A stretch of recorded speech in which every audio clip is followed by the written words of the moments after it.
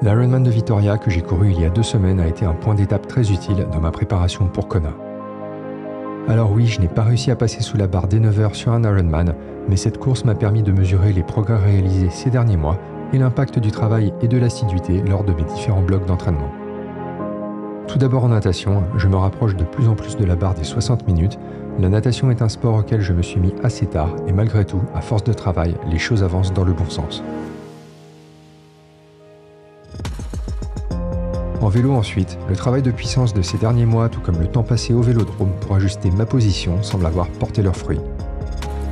Alors oui, je ne fais pas le temps que j'aurais voulu faire là encore, essentiellement à cause d'un problème mécanique, mais il y a encore quelques mois, cela aurait été impensable de passer sous la barre des 5 heures de course avec 1300 mètres de dénivelé et d'arriver frais à la T2 pour attaquer le marathon.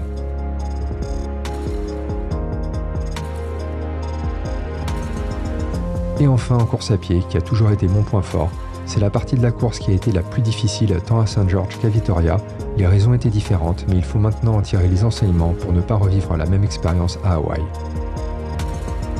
Je devais courir l'Ironman du Kazakhstan le 14 août prochain, mais une bonne préparation suppose aussi de savoir faire les choix qui s'imposent pour laisser au corps le temps de récupérer, éviter les blessures et repartir plus fort pour un nouveau bloc d'entraînement. Après Vitoria, j'ai enchaîné sur une petite semaine de 8 heures d'entraînement simplement pour prendre un maximum de repos et j'ai pris la décision de courir le 70.3 d'Astana à la place de l'Ironman, ce qui aura également pour bénéfice de me faire travailler un peu plus de vitesse durant les 4 prochaines semaines en course à pied et en vélo. Et justement à vélo, mon setup actuel me permet d'atteindre de très bonnes moyennes en ménageant mon effort, mais il y aura une très grande différence à Kona où les roues lenticulaires ne pourront pas être utilisées. Quelle sera la perte de vitesse, ou bien alors quel sera le surplus nécessaire de puissance requis pour maintenir une même vitesse. Afin de m'en assurer et d'ajuster mon entraînement en conséquence, je suis retourné une nouvelle fois au vélodrome pour laisser parler les chiffres.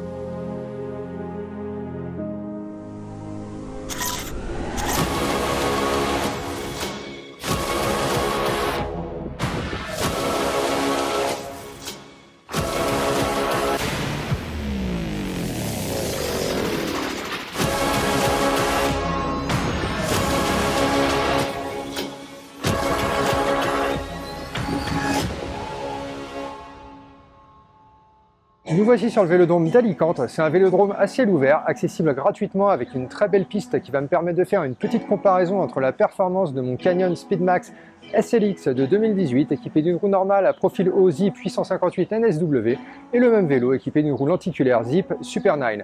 Vu que l'objectif de ce test est de comparer l'effet d'une roue lenticulaire par rapport à une roue traditionnelle mais à profil haut, j'ai choisi la simplicité d'utiliser mon ancien Speedmax vu que le nouveau est actuellement démonté pour finaliser le travail sur les prolongateurs et aussi repasser sur un monoplateau pour Astana en pensant cette fois-ci à bien le serrer et vérifier avant la course. En termes de protocole, ça va être assez simple, je vais faire quelques tours d'échauffement et de familiarisation avec la piste.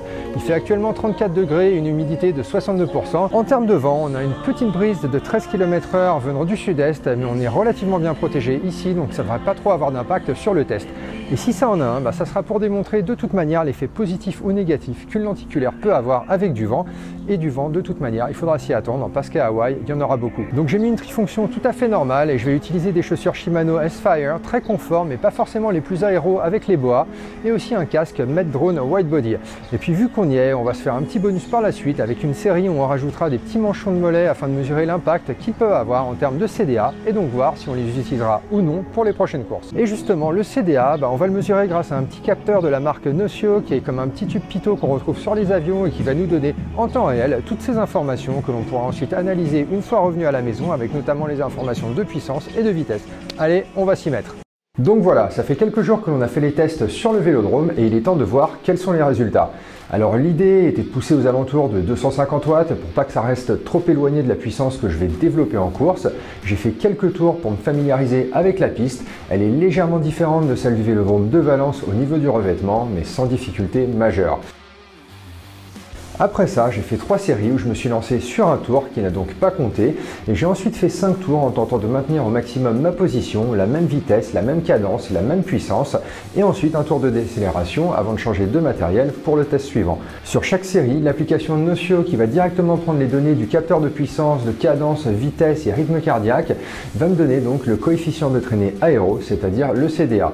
Et donc voilà les résultats. Sur la première série, j'étais avec les 858 à l'avant et à l'arrière et pour une puissance moyenne de 251 watts pour une vitesse moyenne de 41,1 km/h, une cadence de 88 et un rythme cardiaque de 134, j'avais un CDA de 0,268. Sur la deuxième série, j'avais la lenticulaire et j'avais une puissance moyenne de 256 watts, une vitesse moyenne de 41,6 km/h, une cadence de 87 et un rythme cardiaque de 133. Et ici, avec la lenticulaire, on avait un CDA de 0,259. Et sur la troisième série, en réalité, je ne sais pas trop parce que j'ai eu un petit problème de transfert de données dont je me suis aperçu une fois rentré à la maison et je n'ai pas eu le temps de retourner sur le vélodrome pour refaire le test. Donc ça sera pour une prochaine fois. Désolé pour tous ceux qui attendaient avec impatience le résultat avec les petits manchons aéros. Donc maintenant, en termes d'analyse, qu'est-ce qu'on peut en dire? Alors déjà, entre les deux premières séries, on voit une certaine cohérence au niveau des données, ce qui permet d'avoir une bonne base pour notre comparaison. Ensuite, au niveau du CDA, on a une baisse assez significative en passant d'une roue à profil haut à une lenticulaire. Comme les tests ont été réalisés à quelques minutes d'écart, on peut considérer que l'effet du vent était le même. Ce que cela veut dire, c'est que la traînée aérodynamique est significativement plus faible sur du plat dans les conditions de mon test avec une lenticulaire que sans, et ça correspond donc à une économie d'environ 5 watts pour atteindre une même vitesse, ce qui sur un Ironman devrait environ correspondre à 2 à 3 minutes de gagné avec la lenticulaire. Alors j'ai utilisé l'application Best Bike Split pour savoir à quoi cela correspondrait en termes de pénalité sur le parcours de Kona où la lenticulaire ne sera naturellement pas autorisée.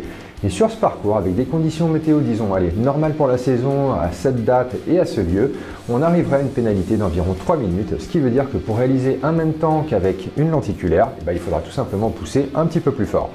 Après, il y a naturellement toujours une marge d'erreur dans ces tests liés au coefficient de friction qui dépendra essentiellement de la surface sur laquelle on va rouler, de la densité de l'air, du type de parcours et surtout du vent qui, s'il vient taper sur la lenticulaire avec un bon angle, pourrait naturellement décupler la performance. Donc du coup, vu que je n'aurai pas tout ça pour Kona, ce qui me reste à faire en réalité, c'est maintenant utiliser les 10 semaines qui me séparent de cette course pour essayer d'aller grappiller encore quelques watts sur le vélo. Et au niveau entraînement, ça fait maintenant quasiment 3 semaines que j'ai couru l'Ironman de Vitoria qui a laissé tout de même pas mal de fatigue et une douleur assez persistante dans la cheville gauche. La semaine après la course était vraiment très soft et la semaine d'après a servi à remettre un petit peu de volume et d'intensité. La semaine dernière que j'ai passé dans le sud de la France m'a permis d'aller rouler un petit peu en extérieur et d'aller nager également en mer, le tout avec de bonnes sensations. En revanche, en course à pied, je reste tout de même assez prudent car la douleur que j'ai développée après Vitoria reste encore bien présente comme je vous le disais au niveau de la cheville. Dans 2 semaines, il y aura le 70.3 d'Astana à la place de l'Ironman que je devais faire initialement, qui va être un bon test également au niveau puissance et vitesse où je vais pouvoir me lâcher un petit peu plus que sur un full. Et bien après ça, ça sera finalement la dernière ligne droite avant de décoller pour Kona.